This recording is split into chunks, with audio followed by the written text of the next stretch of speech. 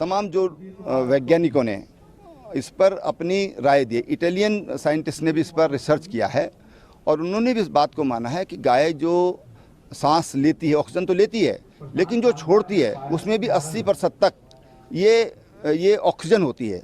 और गाय का जो ऑरा होता है, सामान्य हम मनुष्य का ऑरा ये 6-7 फीट होता है, लेकिन गाय का जो ऑरा है और जो देशी गाय का ऑरा है ये लगभग 42 फुट तक होता है। वो वायरस भी एक प्राणी है, हम भी एक प्राणी हैं। हम अपने आप को ज़्यादा बुद्धिमान समझते हैं, हम समझते हैं कि हम ही सबसे ज़्यादा बुद्धिमान हैं, लेकिन वो प्राणी भी जीना चाहता है और उसको भी जीने का अधिकार है। हम उसके पीछे लगे हुए हैं। वो अपने बचने के लिए अपना रूप बदल रहा है, वो बहुरूपिया हो गया, ठीक है ना। लेकिन जहाज में जब बैठा तो मेरे पड़ोस में बगल में एक बहन जी बैठी थी और बहन जी बैठी थी तो बातचीत हुई, स्वाभाविक की बगल में बैठी है। लेकिन मैं जब उनकी तरफ देखा तो नीचे गमबूट थे, जब और ऊपर देखा तो घुटने फटे थे, हाथ देखे तो कई कड़े थे। लेकिन जब ये घुटने देखे, बच्चे 2 साथ में उनके थे।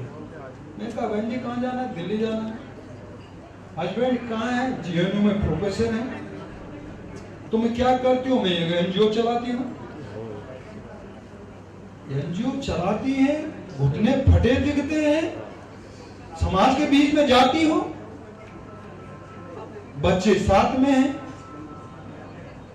क्या संस्कार दोगे?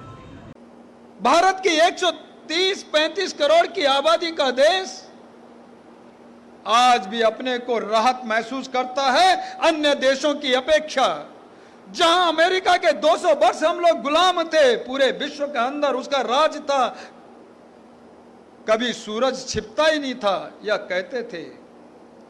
अब तो एक ऐसा ऐप भी आ रहा है कि जो कह रहा है कि अगर कहीं पे ज़्यादा बारिश होती है तो बारिश को थोड़ा आगे पीछे वो कम ज़्यादा कर सकते हैं। तो ये जो भारत सरकार को मैं उस प्रेजेंटेशन को दिखाने वाला हूँ और भारत सरकार अगर उसमें अनुमति दे देती है तो मुझे लगता है कि कई राज्यों के लिए वो भी बहुत अच्छा हो सकता है।